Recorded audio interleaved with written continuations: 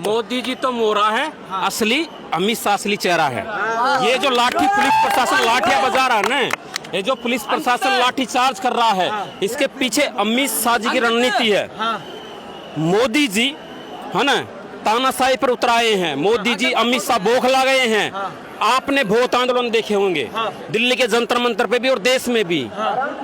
पार्टियां पैसा खर्च करती है जब जाके लोग आते हैं। बीजेपी सरकार से सच में आवाम परेशान है, जनता परेशान है। तभी युवा हर वर्ग का, गरीब मिडिल क्लास सभी जाति सभी धर्मों का दिल्ली में अपने पैसों से दिल्ली में आया, सरकार के खिलाफ आया है। और सरकार को जो भ्रम है ना कि वो सबसे ऊपर है, संविधान से ऊपर, जनता से ऊपर है, ये भ्रम भी 2029 में टूट जाएगा। और मोदी जी कहते हैं ना कि सबका विकास सबका साथ। मोदी जी सिर्फ अपने पूंजीपति यारों का विकास कर रहे हैं, दोस्तों का विकास कर रहे हैं।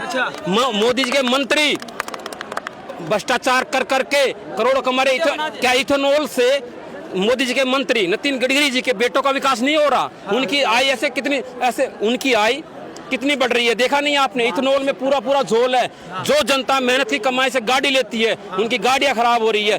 शिक्षा मंत्री से शिक्षा विभाग नहीं समझ रहा, वित्त मंत्री से वित्त विभाग नहीं समझ रहा। आज रुपया देखिए कितना गिर रहा है। मोदी जी कहते थे कि रुपया कैसे, 2014 से पहले मोदी जी कहते थे ना कि रुपया कैसे गिरता है। अब मोदी जी क्यों नहीं कह रहे कैसे गिर रहा है? अब मोदी जी रुपया क्यों नहीं संभाल रहे हैं? मोदी जी तो कह रहे हैं, और मोदी जी के जो समर्थक है, जो मोदी जी के भक्त हैं, वो कह रहे हैं कि विदेशों में डंका बज रहा है भारत के नाम का।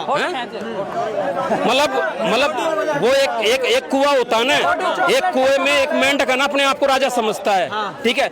वही इनका है, अंधभक्तों की कुछ टीम है, मीडिया गुलाम है। जो भारतीय मेन स्ट्रीम मीडिया गुलाम है ना, वो गुलाम ही ये नेरेटिव सेट करे डंका बज रहा है। नहीं, मोदी जी फिर हमारे जो अभी वो इस पे 4 जवानों को कैसे मारा था, उस नहीं भूला समुद्र में, वहाँ पे 4, अगर मोदी जी का डंका बज रहा है तो फिर 4 जवानों को ट्रंप ने कैसे मरवाया है? वहाँ पर मोदी जी क्यों नहीं बोलते हैं? अमेरिका के सामने क्यों नहीं बोलते? चीन के सामने क्यों नहीं बोलते हैं?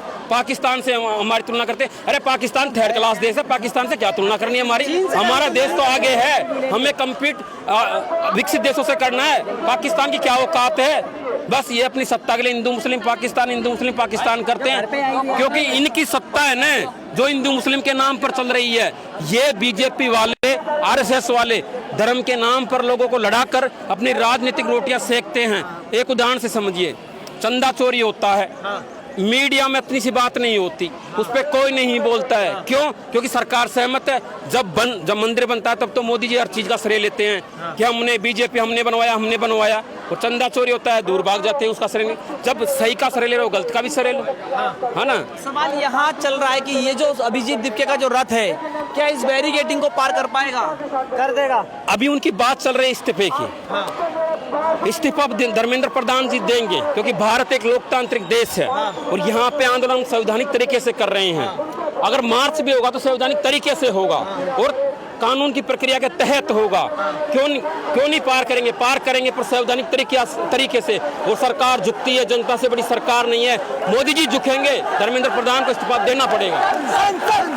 देख सकते हैं यहाँ संसद करके यहाँ छात्रों की गूंजने लगी है। छात्रों को दिखाइए कितनी बड़ी संख्या में छात्र मौजूद हैं।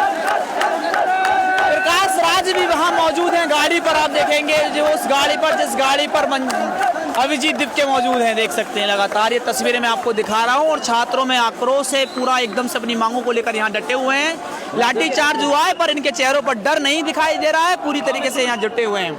इन सारे सवालों को लेकर आपके मन में अगर कोई सवाल हो तो कमेंट बॉक्स में जरूर देना। आप देख रहे ताजा दस्तक टीवी, मैं आपके साथ देख रहा। जय हिंद, जय भारत।